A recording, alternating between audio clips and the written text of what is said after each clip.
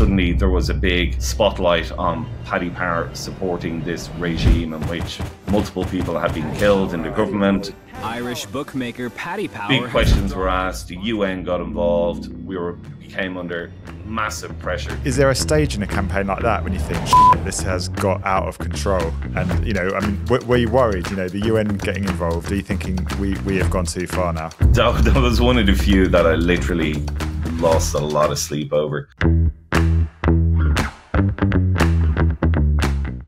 Welcome to Embracing Marketing Mistakes, the only podcast for senior marketing professionals that celebrates the biggest mistakes, fails, helping you learn practical lessons from other people's misfortune.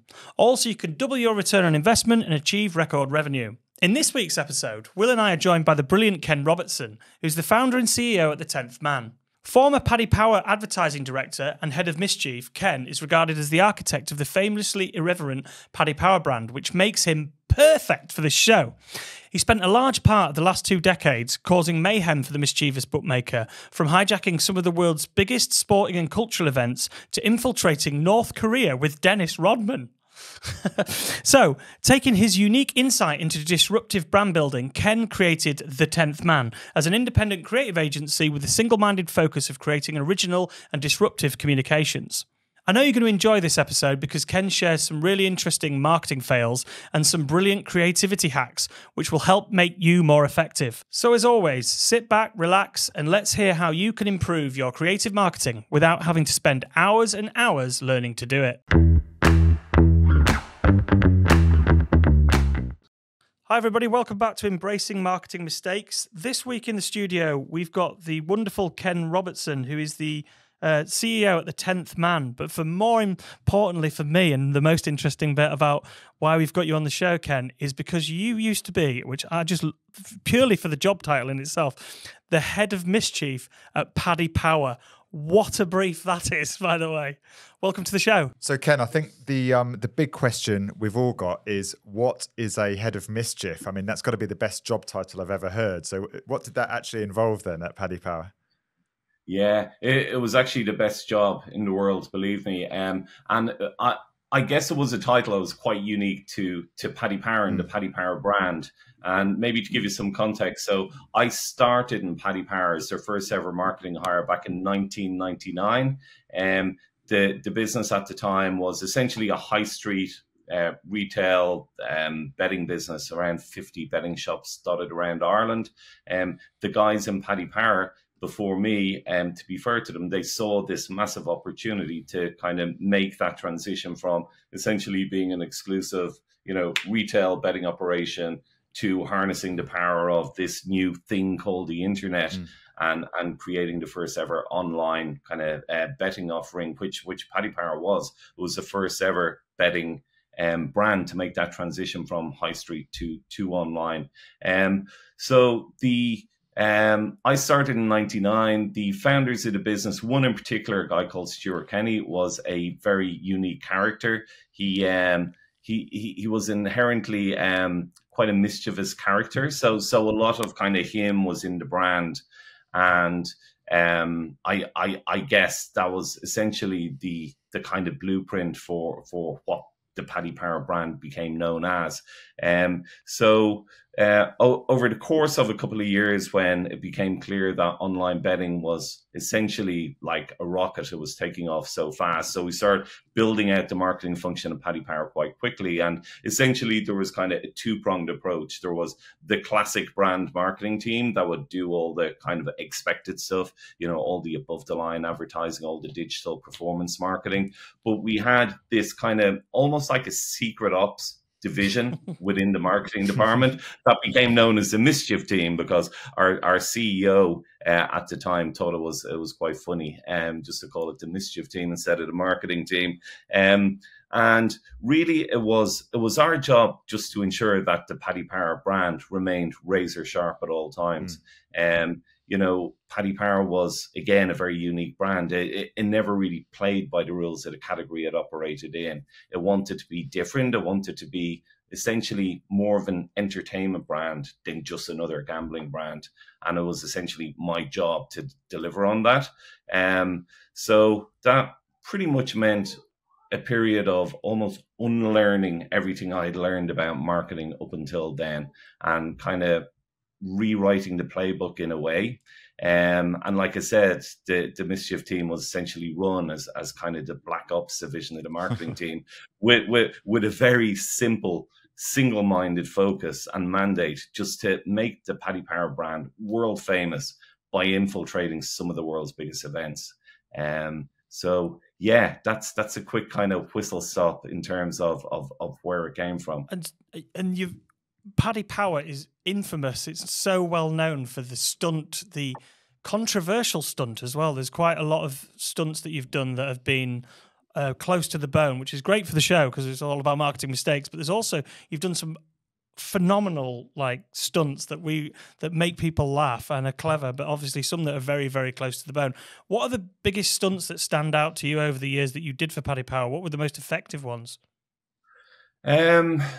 It really depends what the metric of success, what metric of success you're talking about. But like 2012 was a real kind of, I suppose, halcyon time for Paddy Power stunts. It started off in March that year.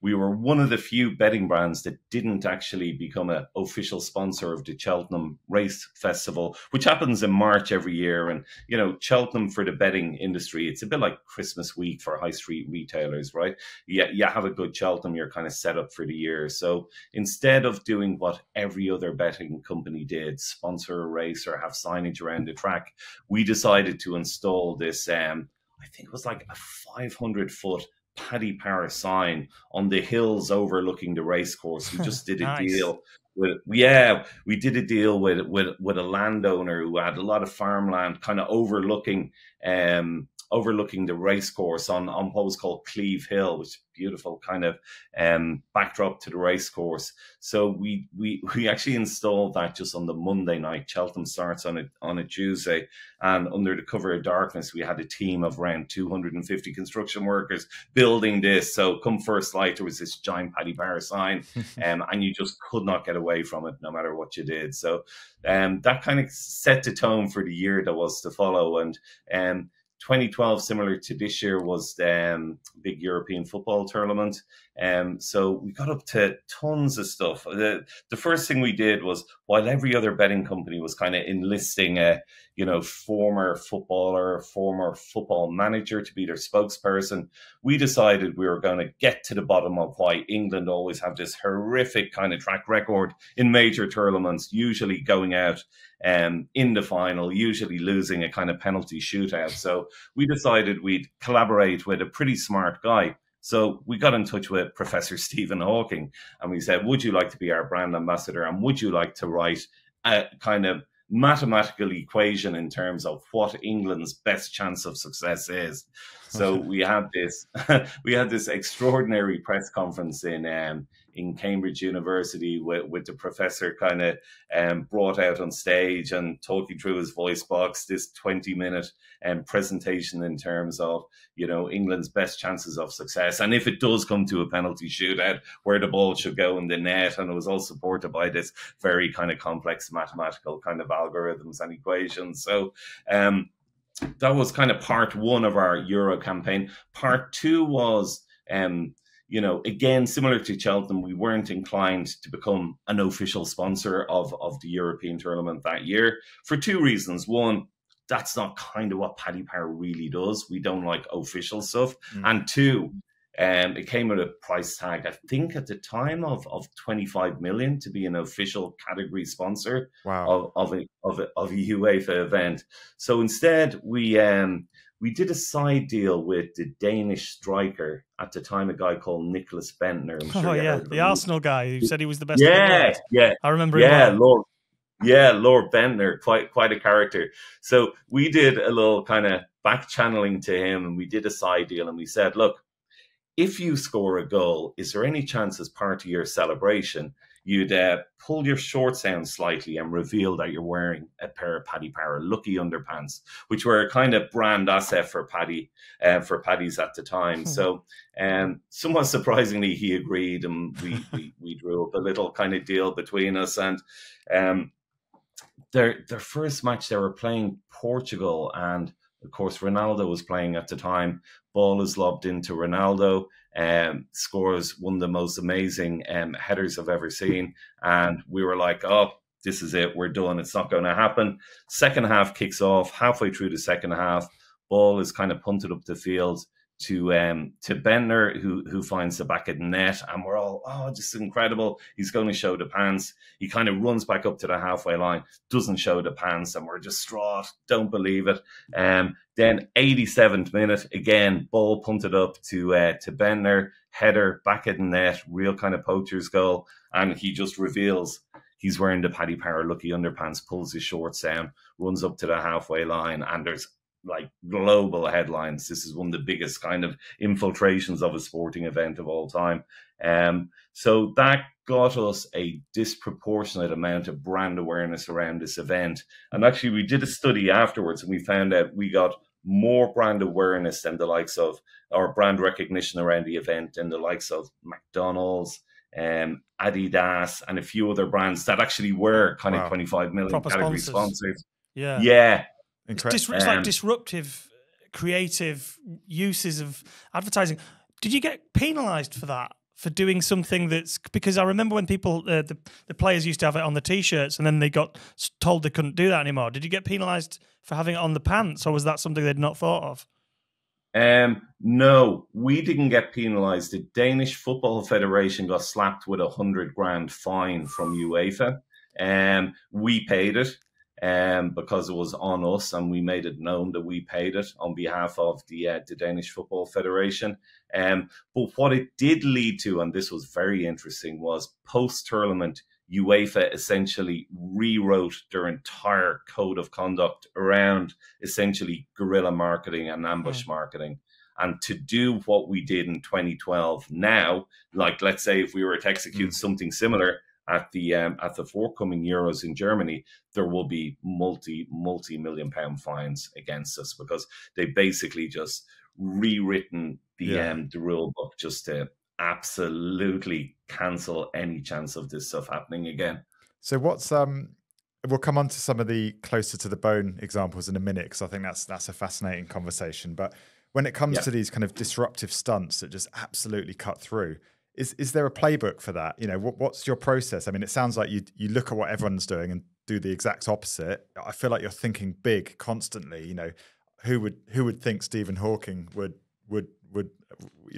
agree to? I mean, how do you approach these massive cut through stunts? You know, because there'll be a lot of brands listening to this thinking we aspire to that. Yeah, it's very, very simple, right? So you look at the events that are going to get the most eyeballs, and they're quite obvious, right? For Paddy Power was the big racing festivals, okay? The big football tournaments. That same year in 2012 was the London Olympics. I don't know if you can remember back that far, but LOCOG were the organising committee, and they had some very draconian legislation pushed through Parliament to prevent anybody infringing on the London Olympics copyright. So there was insane stuff. It was like there was a local chipper called London Games, and that got shut down, and it had been operating under that name for the last 50 years. So there was incredibly tight legislation around it, which would obviously put off a lot of brands executing around it. But we kind of took that as a challenge in terms of, what can we do to somehow bolt the Paddy Power name onto the London Olympics? So we came up with somebody realized there was a small town in southern France, quite close to Bordeaux, called London, spelt exactly the same way. So we dispatched a delegation over to London, and they met the mayor of London, France. I can see what's coming. We agreed. Yeah, we agreed to sponsor an athletics event in London, France during the same time period as the London Games, which gave us license to run a massive out-of-home campaign around London, England during the build-up, saying Paddy Power is proud sponsor of the biggest athletics event in London in 2012. I love it. That's genius. That is genius. Yeah, with just a tiny little asterisk down the bottom going London, France, of course. Yeah. And Locog got, oh God, they were irate. I bet they were. We got a stinker of a letter from Sebastian Coe, who was the chair of Locog at the time. But look, that was the playbook for Paddy Power. So, sorry, to answer your question, the playbook is identify the event, craft the opportunity to infiltrate the event, and the end game is what is going to get the most eyeballs on Paddy Power, what is going to get the biggest payoff for the brand.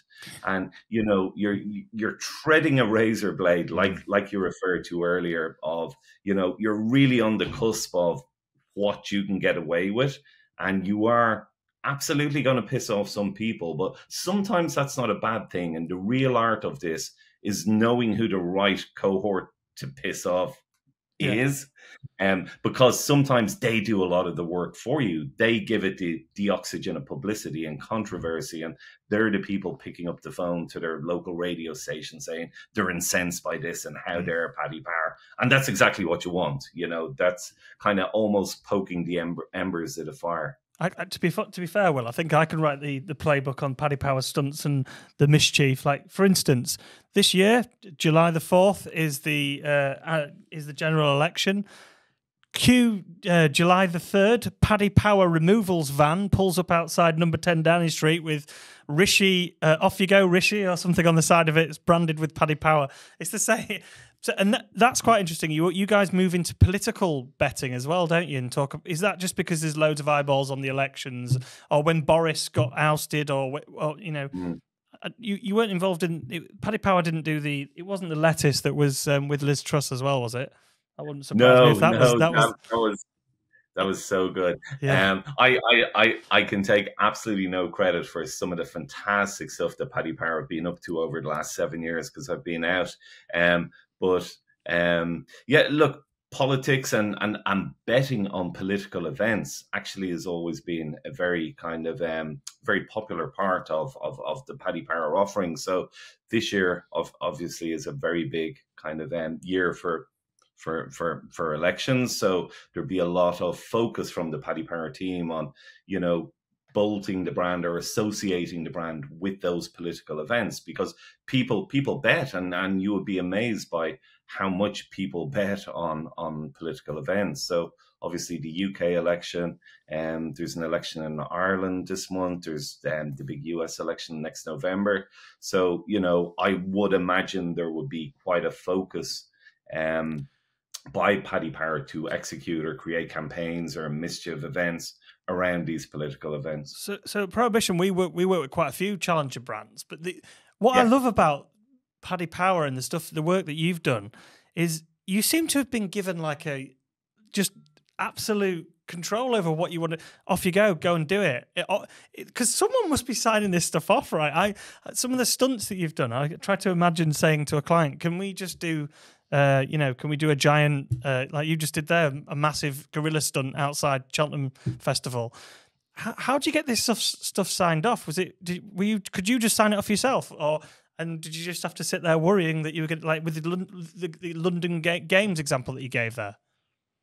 Yeah, no, it wasn't quite as loose as that. So I suppose, going back to my original point, so Paddy Power, genuinely a very, very unique brand in terms of the founder of the business is very much part of the DNA of the brand. And that founder, like I said, a guy called Stuart Kenny, was an inherently kind of fun, mischievous, irreverent character, right? So a lot of him continues in the brand to this day. So that kind of, I guess, in a way, set the tone for what the brand became, and continues to become over time. And it also kind of set the temperature for the people who came into the business. So, a lot of the senior stakeholders in the business kind of, without exception, they bought into the fact that Paddy Power was a business that was built on a brand, and an incredibly strong brand, and an incredibly disruptive brand, and an incredibly brave brand. So during my time doing all this crazy stuff, whether it was, the London Olympics or flying Dennis Rodman over to North Korea, which I'm happy to talk about at some point too. Definitely going to talk about that next. They were all signed off by the CEO, which while I was there was an extraordinary chap called Patrick Kennedy. And he just really got the brand. He understood the importance of the brand to the wider business. And Patrick's kind of, he was a very unique character as well. His kind of litmus test was twofold. Would any other betting brand do this? And if the answer was yes, we just scrapped it straight away, right? Because it wasn't brave enough or it wasn't disruptive enough. Love it. And the ultimate kind of test was, is this going to get me in prison? And if the answer was yes, we weren't allowed to do it. If the answer was no, off you go. So I don't think we're going to be using that tactic. Well, is this going to put us in prison? I'd love to see the ideas that didn't make it, wouldn't you? Yeah. Yeah, the stuff you haven't dared do. Yeah, they're the ones I don't talk about. So we'll talk about some of these the stunts that didn't go quite so well in a moment. But I suppose you've since being at Paddy Power, you've then moved on to have your own agency, the 10th Man, which we can talk about. What other brands though in the market do you look at that are truly disruptive? Who do you admire that are doing similar things, perhaps to Paddy Power, doing stunts that just get amazing cut through? Yeah, I don't think anybody does it better than Paddy Power, to be honest. And I'm frequently asked this question. I think Brewdog back in the day kind of very much, replicated a lot of the Paddy Power kind of stuff and wrapped themselves in this kind of challenger brand positioning and have done extraordinarily well, kind of making it their own.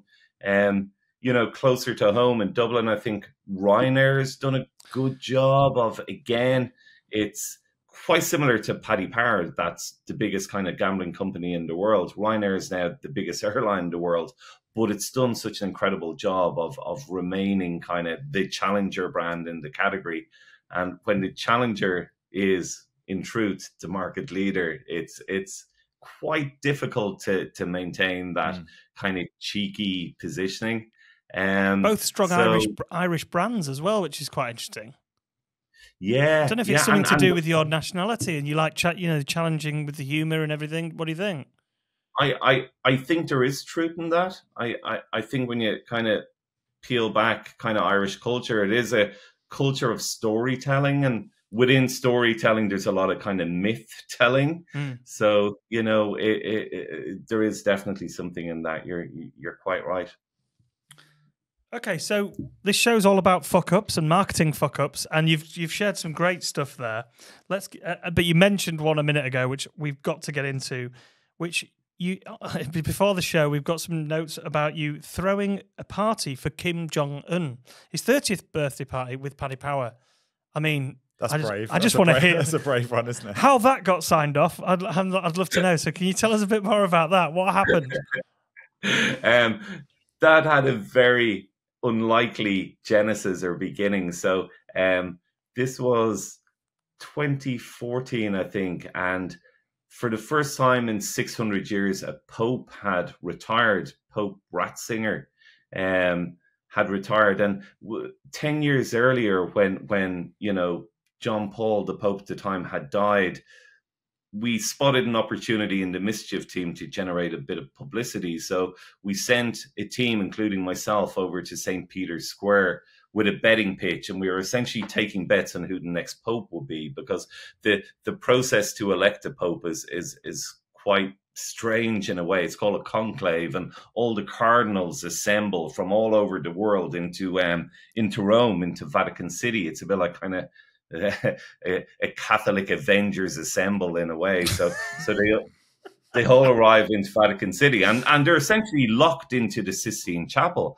and they're not allowed to come back out until they elect a new pope, right? Now, this could take hours, this could take days, this could take weeks, but what happens is the entire world's media is gathered around St. Peter's Square with nothing to report on until white smoke comes out of the chimney of the Sistine Chapel. So there's a lot of very expensive media talent there, literally doing nothing. And they have to, file their reports every hour back to, whether it's CNN or Reuters or Sky News or BBC. They're all there and they've got nothing to say. apart from these two idiot Irish people with a betting board shouting the odds on the next Pope. So we managed to get ourselves kind of an hourly slot on Sky News with the latest market movers and who the money was coming from and which cardinal was. So we did this in 2007. Then when Ratzinger decided to resign, there was another conclave in 2014. So we dispatched the team back over to St. Peter's Square. I didn't go this time, and I was back in Paddy Power HQ in Dublin. I was watching Sky News because there was a piece about the Paddy Power team shouting the odds in St. Peter's Square. They were being interviewed on Sky News. And the story immediately after that was a story about Dennis Rodman being in Pyongyang with the Harlem Globetrotters playing an exhibition match for Kim Jong-un. And I was, God, that's extraordinary. And by complete fluke, it looked like we were going to have our first ever Black Pope elected. There was I think he was from Ghana, if I'm not mistaken, Cardinal Turkson. He was the favorite in our betting to be elected next Pope that particular year. So we had this money back specials. Money back specials for Paddy Power were a little kind of promotion that we use. And if something happened in a particular event that was of note, we would refund all the losing bets. So we said to celebrate the likelihood of the first ever Black Pope, we'd refund all the losing bets to people who didn't bet on the Black Pope. So we had this headline, money back if the Pope is black. And we were thinking about ways to promote it. So Rodman, Rome, all this type of stuff. There was a map of the world on the wall in Paddy Power. And I just noticed that literally halfway between Pyongyang and Chicago, which Rodman was flying back to the following day, was literally Rome, literally halfway. Couldn't believe it. So we got in touch with Rodman's agent, and very quickly we hatched this plan to dispatch Dennis Rodman to Rome, pick him up in a Pope mobile, wearing a T-shirt saying money back if the Pope is black, and drive him up to St. Peter's Square, where he would meet up with the Paddy Power marketing team. So we did this in a very unlikely kind of way. And this all happened really fast, huge media blitz, tons of publicity for Paddy Power. And the guys ended up kind of celebrating the success with Rodman in Rome that night. You could imagine how that turned out. But along the way, Rodman explained what he was up to in North Korea. And anyway, quite quickly, we realized there's a very big idea here. So Rodman flew back. We flew over. We met him and his team a couple of weeks later in Chicago. And we hatched a plan. Apparently, Kim Jong-un wasn't a big fan of the Harlem Globetrotters. He thought it was not authentic basketball. He was a bit disappointed with it. So we came up with this idea jointly with Dennis Rodman to actually bring a US team to play a North Korean team. It would happen the following January in Pyongyang, which tied in with Kim Jong-un's 30th birthday. Paddy Power would sponsor it. Paddy Power would bankroll it. And big press conference in New York in September that year. And everything was on course for this to happen. We had put together, or Rodman had selected a US team. Everything was on course until December the same year. So the month before the event was supposed to happen. Kim Jong-un just went on a very unexpected purge of his government. Now, usually a purge ends up in people losing their jobs. Unfortunately, in North Korea, a purge means people lose their lives. And he essentially killed half his government cabinet. This was reported around the world. And suddenly there was a big spotlight on Paddy Power supporting this regime in which multiple people had been killed in the government. And big questions were asked. The UN got involved. We became under massive pressure to withdraw our sponsorship, which we had to do literally the week before the event was due to happen. But the event still happened. We just took our branding off the jerseys, but the event still went ahead. It was a huge success. The match actually ended up legitimately being a draw, which was quite fitting. And you know, 6 months later, a couple of American hostages who had been imprisoned in North Korea were released. So in a very unlikely set of circumstances, I would like to think that Paddy Power in some way set in motion a chain of events that actually led to something quite good and quite positive in terms of prisoner release. So the UN, I mean, is there a stage in a campaign like that when you think, shit, this has got out of control? And, you know, I mean, were you worried, you know, the UN getting involved? Are you thinking we have gone too far now?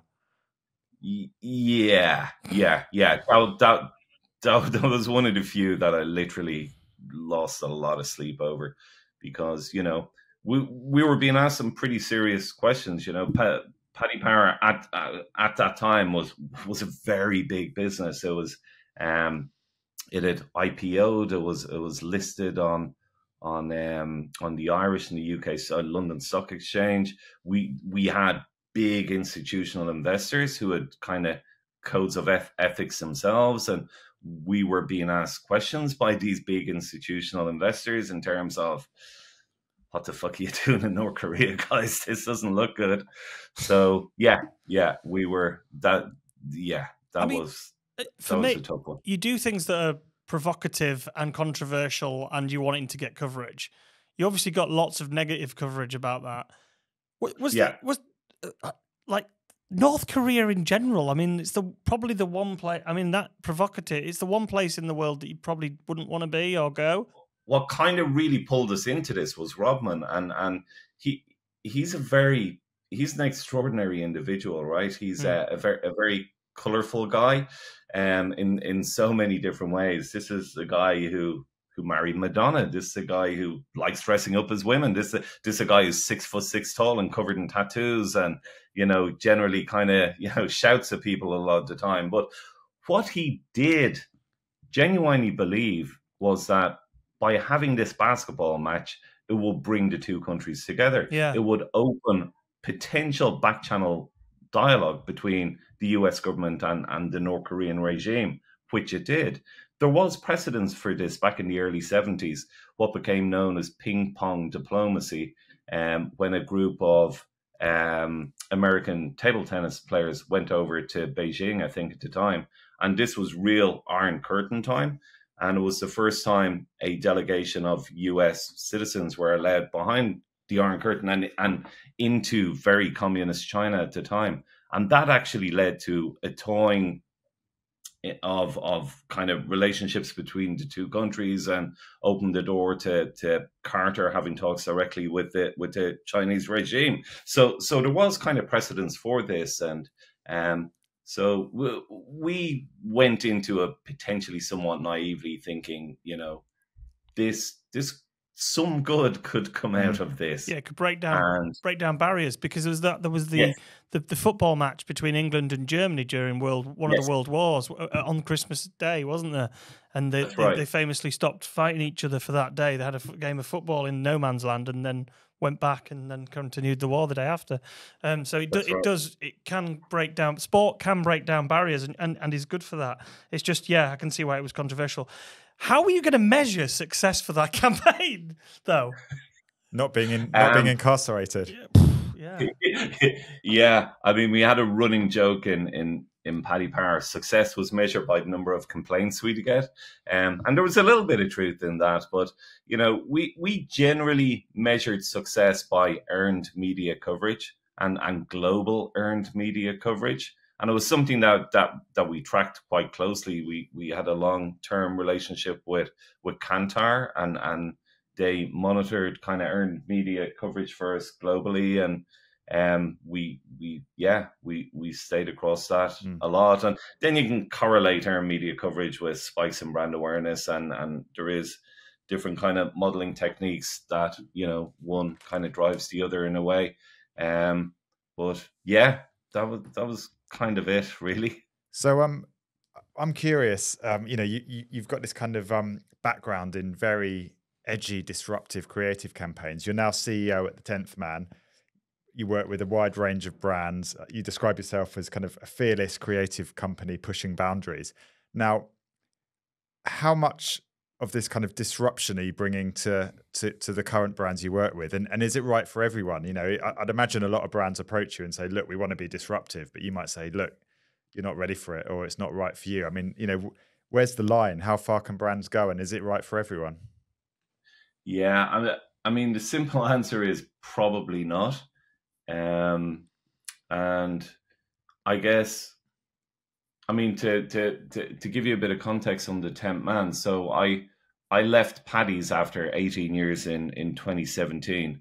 And, I had worked during that time, obviously, in Dublin. I'd worked for several years in London, and we acquired a business called Sportsbet down in Australia. So worked for a couple of years in Melbourne, and it didn't really matter, where I was and which one of the big network advertising agencies we were working with. I tended to have kind of similar frustrations with them, and they could be bucketed in. The bigger they were, the slower they tended to move, the more expensive they tended to be.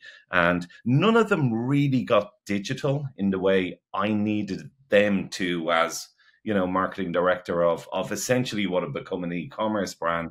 So I used those frustrations really as a blueprint to create the 10th man. So the 10th man kind of is the creative and production agency that, Ken Robertson, as marketing director of Paddy Power, would have been very interested in working with. So I was trying to, basically cancel all those little pain or pinch points that I had with agencies.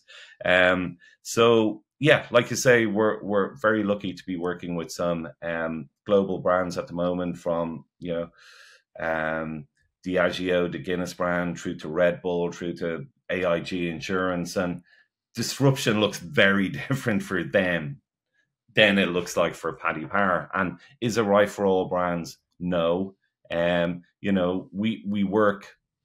We flex a lot in kind of regulated categories, whether that's sports betting, whether that's alcohol. Most of these categories need to start thinking differently, because increasing regulation means they won't be able to play by the rules they have been up until now, because, the reality is they potentially won't be able to advertise on TV in the not too distant future. So, how can they continue to drive brand awareness and brand salience and essentially sales, without the support of broad reach media behind them? So that's what we do. We work with brands and businesses to lessen their dependence on traditional marketing channels or traditional advertising channels, and help them create a new kind of place to play. Now, that doesn't necessarily need to be, at the Paddy Power Mischief end of the spectrum, but, most of the time it's just helping them, traverse popular contemporary culture in a way that gives real resonance and relevance to their brand. So alcohol is an interesting category. I mean, that's a category we work a lot with at Prohibition. Yeah. Now, you mentioned you work with Diageo currently and a few other brands. Yeah.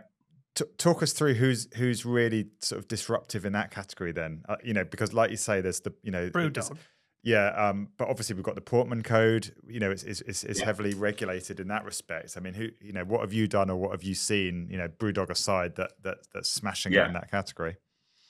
I mean, I'm obviously heavily biased here because they're a client, but I think Guinness are doing incredibly well.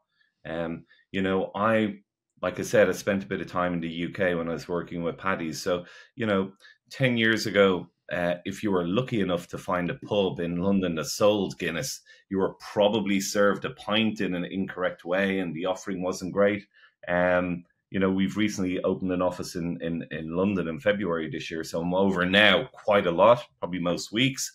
And Guinness is doing so well in the UK at the moment. I think it's the fastest growing beer, or the best selling beer. It's the most popular pint, isn't it? I thought. Yes, the first or the second in the UK. Yeah, I think thought it's so. incredible. Yeah. Which is extraordinary. So the brand is working. People are, clearly liking the product, liking the pour, liking the liquid, liking the experience, all that kind of good stuff. And so our big I suppose, not challenge, but our big opportunity with Guinness at the moment is just continuing to make that brand kind of to build on the iconic nature of the brand and make it more relevant with a wider cohort of people. So, one of the things that we did quite recently, 2 weeks ago, was just open the gates. So Guinness is brewed in Dublin and St. James's Gate. It's been around for hundreds and hundreds of years, but it's never been kind of thrown open to the public. So we got them to throw open the gates a couple of weeks ago, and we had the London EDM band Disclosure come over and play a set inside the gates of Guinness. Wow. And it was literally the hottest ticket in Dublin. That sounds like a party. Disclosure. Yeah. But Cool it was extraordinary. It was a over 21s event. It was limited, I think, to 2,500 or 3,000 tickets. Disclosure played, an incredible set, as you would expect from them. And it was just an incredible brand moment for Guinness. You know, it really was them kind of, you know, stepping up and making themselves incredibly relevant with that 20-something cohort. Ken, can I ask probably a stupid question, but it's probably why you've named it the 10th man. Because why the 10th man? Because the 12th man is, where are you? Let's be having you. But who? Sorry for that reference, Delia. What's the 10th man then? What does that reference?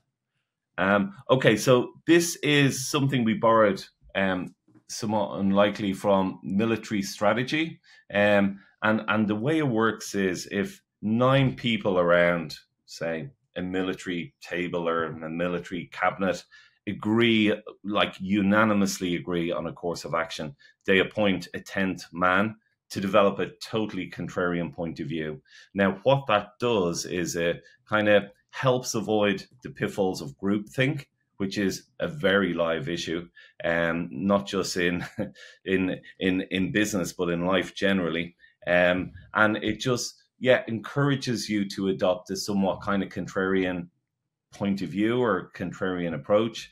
I think, you know, it's safe to say a lot of us and a lot of your listeners would have been in boardrooms over the years, and when the CMO comes in or when the CEO comes in and gives his point of view, that's generally what happens, right? There's very few people who are brave enough to step up and kind of challenge that consensus or in any way kind of test the wisdom of the boss. So we are all about, and our technique, our framework as an agency is to provoke our clients, is to, you know, deliberately go out there and say, you know, are you sure this brief is right? And what's driving the brief? And can we have a look at the strategy behind this? You know, can we take a look at the strategy that's fueling your brand positioning? And so it's almost like the brief before the brief. Okay. We find that gentle, positive provocation of our partners and our clients leads to far better work. We also, you sent 2 mistakes. The second fail is equally as interesting as the first one, which was you ran an ad on the Oscar Pistorius murder trial, which happened in South Africa. Do you want to share what Paddy Power, how they got involved in that? Because again, that sounds rather controversial. Yeah, this probably wasn't our finest moment in hindsight. It was 10 years ago. The world was a very different place. So Oscar Pistorius trial kicked off on Monday, the 3rd of March, 2014. It was the biggest news event of the year. There was literally 24-hour news coverage of it. There was a TV channel that was dedicated 24/7 just to covering the trial. So in Paddy Power, we always had a kind of litmus test. If people are talking about it, you know, at water coolers in offices, if people are talking about something in pubs over a pint, you know, they should be allowed bet on it. So we had a market on whether this guy be found guilty or not guilty. And like I said, the trial was kicking off on the 3rd of March. The day before was the Oscars in Hollywood. So we had a press ad to promote our betting that ran a couple of UK Sunday newspapers, and it was Pistorius kind of done up as an Oscar, and it had it's Oscar time, and the headline then was "Money Back If He Walks," which got us in so much trouble. On so many levels as well, I can imagine. So many levels, yeah. ASA moved faster than they had ever moved before to ban the ad to prevent us from running it again. It attracted a massive amount of complaints. In fact, it remains the most complained about ad in British advertising history by a factor of 2, actually. I think it got 6,500 complaints. I think the next one was Burger King, got around 3,000 complaints. And it just inflamed very, very quickly. It was raised at PMQ to David Cameron, who was Prime Minister at the time. There was small, low-level protests outside some Paddy Power shops, and yeah, we got it wrong. Yeah. We got it absolutely wrong. I need to take that in the chin. I wrote the ad. Money back if he walks was my line, and you know it was foolish. It was a masterclass in not reading the room right, and yeah, look. Unfortunately, sometimes when you're treading the edge of a razor blade, you kind of fall off on the wrong side. And yeah, in hindsight, you know, we were. But you learned from that, right? You learned from it. Yeah, no, you absolutely do. You absolutely do. And you know, the big mantra in Paddy Power and probably, you know, a key reason of its success is we weren't afraid to fail, and we did fail. And for every Nicholas Bendtner stunt, there was probably 2 or 3 other stunts you didn't see because they didn't work. But the Pistorius one, yeah, look, in hindsight, it was tone deaf, it was silly, and yeah, that was definitely up there with my greatest fuck up. It must be hard to get it wrong like that, but then remain brave as a brand must be really difficult. You know, you almost become to fight that idea that you suddenly become risk averse. Was that an issue? Yeah, you know what, there was a little bit of not quite licking your wounds, but almost second guessing yourself in terms of, you know, could this happen again? Almost like a little bit of PTSD, because like this was a time before kind of, it was just the start of wokeism as a thing. Cancel culture hadn't really come out. But if it had been, we would have been cancelled. I would have been cancelled with bells on. Doubt. Yeah. Absolutely no doubt. So yeah, look, absolutely, you do lose a bit of your confidence, and you lose a bit of your swagger and all that kind of stuff. But look, it comes back, right? It comes back. But yeah, that was a difficult time. But also, I mean, you've been involved in some amazing campaigns. So, for like you say, you've been brave and bold, and so you've been involved in. So I think, yeah, we've all made fuck ups. That's what we wouldn't have a show if we didn't have them. Yeah, but, yeah. I mean, fascinating to hear. You know, thanks for being so honest. I'd say there. Yeah, I mean, fascinating to go behind the scenes with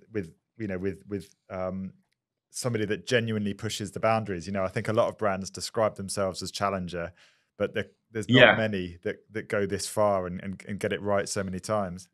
And most people are held back as well. They feel like they've got ideas and they put them on the table, and the boss just won't sign them off. I bet there's so many marketers listening to this thinking, I could never get that signed off, or a campaign that they knew would work. They're not brave enough. Yeah, and in a kind of funny way though, the good that did come out of that was the subsequent year. We almost kind of flipped Mischief on its head a little bit, and we said, is there something we can do using Mischief as a marketing tool, but using it for quite deliberately a positive social outcome? And we got talking to Stonewall, the gay rights charity, and we had this idea called Rainbow Laces. And the idea was we'd associate, or we'd partner with a lot of kind of what started off as quite small football clubs, and we'd send them out these rainbow colored boot laces for their football boots. And there was one particular day that kind of tied in with Pride weekend, and we were trying to get all these football clubs to wear rainbow laces as a sign of support, because, you know, it's very curious that of the, I don't know, 800 or 900 Premier League footballers, not one is openly gay, and it's kind of that doesn't really compute, you know. So what's going on here? So we created a campaign called Rainbow Laces, and Stonewall came in, and it just caught so much traction. And I think 18 of the 20 Premier League clubs took part in it, and all the players wore rainbow laces. Gary Lineker wore rainbow laces and showed them on Match of the Day that night. And it just became this big kind of positive force for social change and awareness for the fact that, you know, whether we like it or not, there is homophobia in football, and we need to stamp it out. So, yeah, and that was quite deliberately. It was almost a response to getting us so wrong with Pistorius that, you know, we can actually get it right sometimes as well. Fascinating. Yeah, thanks for that. Amazing to get into your mind, I think. Unpick it. Yeah, absolutely. People will undoubtedly want to connect with you after this show. Do you want to give people the details of how they can connect with you and perhaps the 10th man as well? Yeah, absolutely. And possibly the world's worst timing. We've just switched off our old website because I really didn't like it. So we've got a holding site up there at the moment, but all of our contact details are on it. It's basically the10thman.com. So TheTenthman.com. And all contact details are up there. And what about yourself? Are you on LinkedIn and Twitter and the usual channels? All the usual stuff, yeah. There's a nice kind of snapshot of our work on Instagram, which I think is 10th Man Hello. And yeah, you can hit me up on Instagram, just Ken Robertson. And you've been on the show now. You've seen what it's about. You get a feel for how these interviews go. If you were us, who's the next person you'd interview on this show and why? Oh, God. Put me on the spot, why don't you? I'm just racking through a couple of people here. Do I have to limit it to one? I suppose I do. No, you can give us a couple. Right, okay. A few of the Ryanair guys, I think, would be great. From who? Sorry? If a few of the Ryanair people, I think, would be really good. There's Michael Corcoran. I don't know if you've had him on your show. He was the head of social media for Ryanair. Very interesting guy, left Ryanair around 18 months ago and has set up his own social media business at the moment. But he will be very much at the vanguard of social content and, I guess, disruptive use of social content to really, really cut through. I'm a big fan of what he does. So that would be one. I'm not sure if you had James or any of the Brewdog guys on your show, but I'd say they'd be Yeah, I reckon they'd be a fascinating listen as well. James would be an interesting one, wouldn't he? That would be a good one to get in with. I think he'd be great. He does very little kind of media stuff though, so it might be a challenge getting him. But if you could, I'd definitely be tuning in for that one. Thank you. Well, thanks for that. Thanks for joining us, Ken. That was great. Yeah, that was brilliant. Thank you very much.